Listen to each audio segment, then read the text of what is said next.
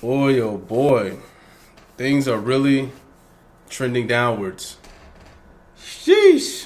Is America really on its last legs, man? Let's find out. Up 17% from 2023, making the US the single biggest consumer of foreign goods on the planet. But what happens when the world's biggest spender, Hey, big spender? decides to pick fights with its biggest suppliers? Whether you realize it or not, it affects everything from the prices you pay at the store to the value of your savings. To understand what this means for your financial future, we need to look at 3 critical trends reshaping our world. From the declining power of your dollar to changing where your products come from. Bro, I heard a stat where this is insane. Just since 2020, so 5 years ago, $1 now is equivalent of 70. So $1 back, $1 now, $1 in 2020 is now worth 75 cents. Bro, like inflation's crazy. Like it's literally like it's literally insane. Literally, your dollar was 25% more powerful back in 2020. That's insane. That's crazy. To new economic battle lines that are being drawn. These changes are reshaping your financial world. And unfortunately, in this case, the US is reaping what it sowed. Imagine a world where every major country had just been devastated by a war, except for one. That's exactly what happened in 1944. In that world, America had a choice: to create a financial system that worked for everyone, or create one that worked best for America. Well, at Bretton Woods, they tried to do both. And everything worked really well for a long time, until it didn't. And in this video, we're going to talk about the historical context, how we got to where we are now, how the US has started to unexpectedly abuse the system, and what you can do in order to protect yourself.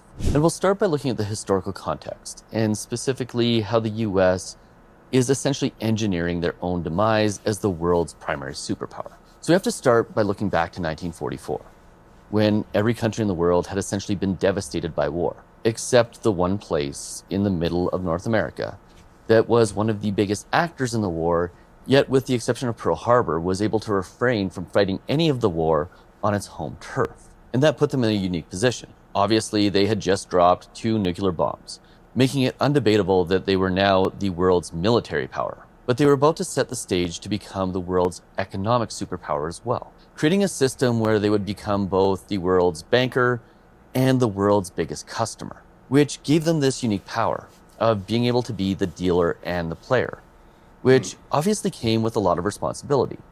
Responsibility that for a long time, almost 80 years, they handled with the utmost care. And this system worked really well. The dollar became the world's currency, although this took several decades to play out as the world transferred from the British pound to the American dollar. And America obviously promised to play fair. They essentially became the global caretaker of the world's economy. And it worked really well because not only was the dollar the world's reserve currency, but the US was also the world's biggest consumer. They bought the most goods of any other country, which made free trade not only a benefit to them, but a benefit to everybody else. Until the US decided not to play fair. And this started with America overplaying its hand in several situations. Trade war with China, Trump, sanctions on Russia, Biden, tariffs on Canada, Trump. Sheesh. All right. Now, before we go into the specifics, it's important to understand that using the dollar's power was not something that the US hadn't done before, although it had always been with smaller countries. Countries like Iran, that at the end of the day, if the US sanctioned economically... Hey, man, I see how this is playing out. I mean, just like with trading, bro, and anything in life, bro, don't over leverage, man. You just might get wrecked, and I think that's where the US is probably headed. But let me stop talking. Make a huge difference. But when the US started to use its economic power to start trade wars with China and sanction Russia, 2 countries that had huge economies, well, it set the stage not only for the fall of the US as the world's economic superpower, but also for a new global world order where perhaps the US doesn't have as much power as it once had. Now, this all seemed to start in 2018 when the US levied tariffs on China, citing the fact that there was a trade deficit. The US bought more from China than China bought from the US, and this was seemingly unfair.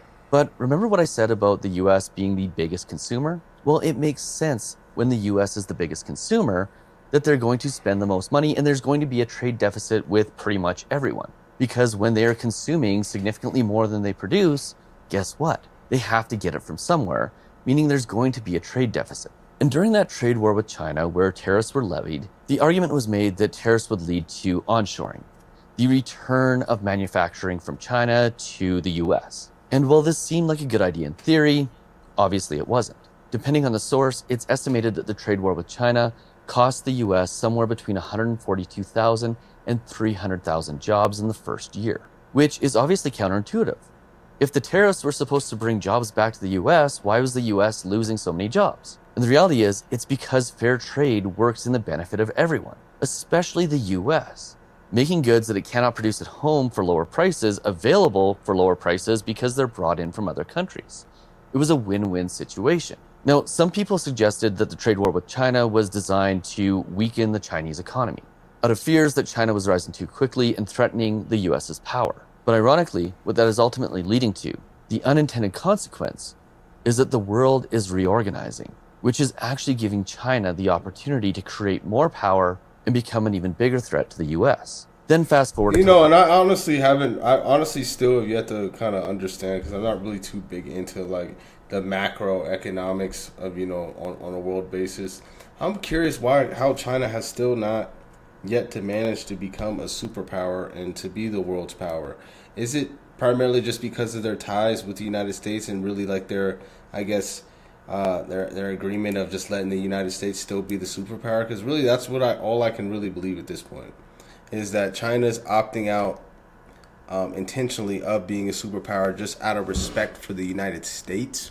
I don't know. Is that a crazy take? At the end of the day, I don't really know too much about this, so I'll let you keyboard warriors and you experts, let me know down in the comments down below. More years to the sanctions on Russia when it invaded Ukraine. Now, granted, this was probably an appropriate response, but unfortunately, it was also a response that scared a lot of other countries. It made it abundantly apparent that the US's control over the global economy actually gave it significantly more power than many countries actually wanted them to have. Because when the US was playing fairly, it was fine. But all of a sudden, sanctions get put on Russia, and other countries started to realize that they could be next.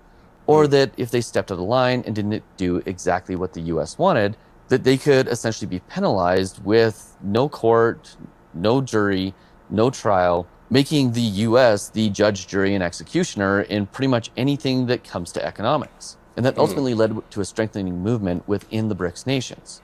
That is now creating a scenario where the BRICS nations don't have enough power necessarily to challenge the US, but they do have enough power over their own economies to determine where trade is done and the currency in which it is done in, which means the once agreed upon standard currency of the US dollar is now being threatened. And then it gets even worse, because if you fast forward to 2025 and you look at the tariffs that are being threatened or are being imposed on the US's biggest trading partners, their biggest allies, what you're seeing is the US gradually get more and more protectionist, which means they're isolating themselves. Their once closest allies are starting to reconsider their relationship, their trading relationship with the United States. And ultimately, this is no good for anybody. There's significant consequences to the overreach of the US government. The trade war with China led to higher prices for consumers and also a significant number of job losses. The sanctions on Russia led to nervousness about US banks and ultimately a rethinking of whether or not US dollars should be the globally accepted currency. And of course, the tariffs on Canada are leading Canada to push for diversification, to move their trade potentially to other trade partners, where they can sell their products potentially for more money and not have as much reliance on the United States, which ultimately means that the United States is going to have to compete for the goods that Canada and Mexico once provided, and also means they're likely going to have to pay more for those same goods. So in a world... So I guess the question is like, if it's damaging like your two closest trade partners, what's the reasoning and benefit behind the tariffs anyways? Like, I mean, like let's just take a look. Like, I mean, like, what is the benefit of benefit for the United States imposing tariffs? And while I'm typing this in the chat GPT, you can also go get the keyboard warrior on. All right, so the U.S. imposes tariffs for several reasons, each with its own economic and political beliefs. Here are some key advantages. Tariffs make imported goods more expensive, which encourages consumers to buy American-made products. This helps protect U.S. manufacturers, especially in industries like steel. Okay, I get that. Reduces trade deficits. By making imports more expensive, tariffs can reduce the number of goods purchased from other countries. This can help balance trade and reduce large deficits with major trading partners. Encourages domestic job growth. Okay, I get that. Generates government revenue. The U.S. government collects money from tariffs, which can be used for public services to offset public or budget deficits. Hopefully, that means that we can pay less taxes as well too. Leverage in trade negotiations. Okay, I can see that. And then national security. Some tariffs protect industries crucial to national security, like defense-related manufacturing from foreign competition, ensuring the U.S. can maintain production capabilities in critical areas. However, tariffs also come with downsides, such as higher consumer prices and retaliation from other countries. The overall impact depends on how they're implemented in the global response. Okay. I can see how that could being argued that tariffs are good for the United States. It's very clear that they aren't. In fact, it's kind of crazy. Let's see the flip side in an of election this cycle where inflation was one of the hottest topics, we're now putting tariffs into place and essentially creating more inflation and higher prices, which I'm pretty sure isn't what the U.S. population wanted. And ultimately what the U.S. government is creating is a Netflix effect, where the U.S. once had a monopoly on global economics. Its position as the dominant player is now being challenged, in the same way that Netflix, who was once the king of streaming, is no longer anywhere close. Because once companies like Amazon and Disney and Paramount realized that Netflix had complete control of the streaming world, they started to fight back, realizing that other options were necessary in order to make it so Netflix couldn't dominate and make the rules. And this led to the gradual creation of alternatives. Amazon, who once sold DVDs, went into streaming itself with Prime. Disney decided that it wanted full control over the distribution of its products and created Disney Plus. They found other alternatives, and the other alternatives were the result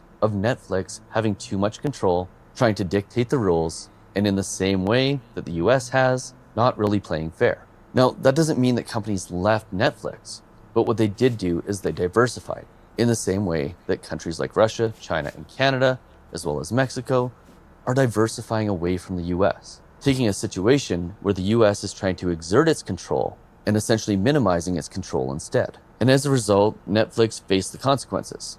They lost their monopoly. Companies built their own systems, and now countries are doing the same thing to the United States, only this time with finance. Canada, for example, is strengthening its ties with the European Union. Saudi Arabia, who once almost exclusively traded in US dollars, is now willing to trade with China.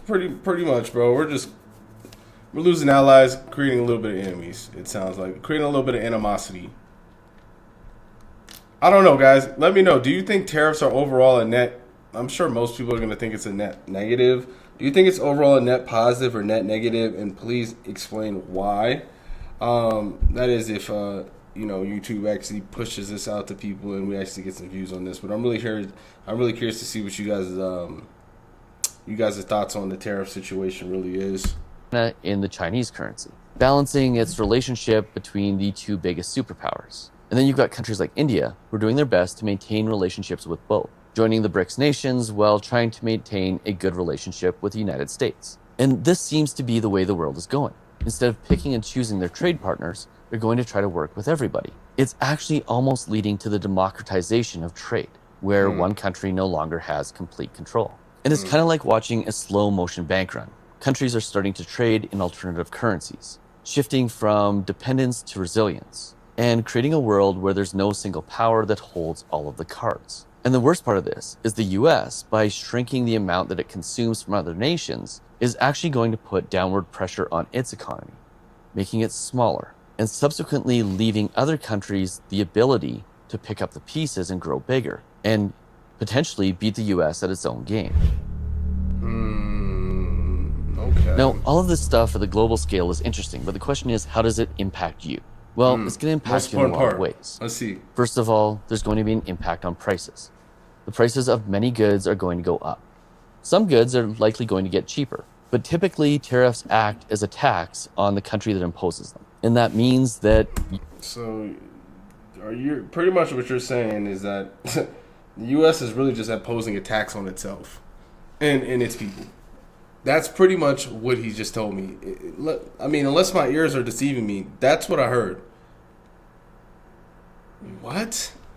Man, Trump's really hitting the reverse Uno card out here, man. as an individual, are probably going to be taxed at a higher rate, albeit by paying for goods that are more expensive. And in addition to that, it's going to have an impact on the economy, not just the one at home, but the one abroad.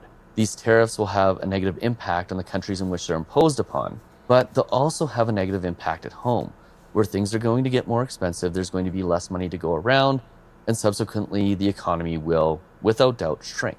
And we've already talked about 2008 and the potential for onshoring and how that really doesn't happen, because bringing manufacturing back home isn't as easy as just putting up a tariff and then expecting it to show up overnight. Factories have to be built, the economics have to make sense, and companies aren't just going to do it because one individual at the top of the food chain thinks it's a good idea. And then it's probably going to have an impact on income as well. As job losses feed throughout the economy, there's going to be more employees looking for work, which is going to put negative pressure on incomes as some workers are willing to do jobs for less. Not like it's already hard enough as it is for people to, get a job, filling out 5,000 applications just to hear back from one company. Money. And then subsequently, with higher prices, lower incomes, that's going to have a significant impact on savings and investments, meaning that the money that you've been putting away for your retirement, well, there's going to be less of it. And your retirement goals, well, they're going to be further and further away. So the question is, what can you do to mitigate these effects? Absolutely well, the first nothing. thing I'm just playing. is build a solid foundation. Don't put all of your eggs in one basket. That means putting not all of your money in gold or Bitcoin or US stocks or US bonds, but spreading it around. All right, don't put all your eggs in one basket. Keep your financial house in order. Make knowledge your best investment. Really, on this macro scale, I mean, there's always things you can do, but ultimately it is going to affect you. And there's not really too much you could do about it unless the policies change. So, yeah, I mean, this is just part one of, the U.S. is trending downhill. We'll get into part two next video. But the USA has lost something they couldn't afford to lose: credibility. America, don't blame others on your downfall. Blame yourself, especially your corrupt politicians. I assume they're from a different country. Yeah, I mean, we were just born into a corrupt system, bro. It is what it is, man. I mean, it's life, man. This is just the life. This is the life right here. This is the life we live in. Anyone who plays Monopoly knows the dangers of leaving one person in control of the bank.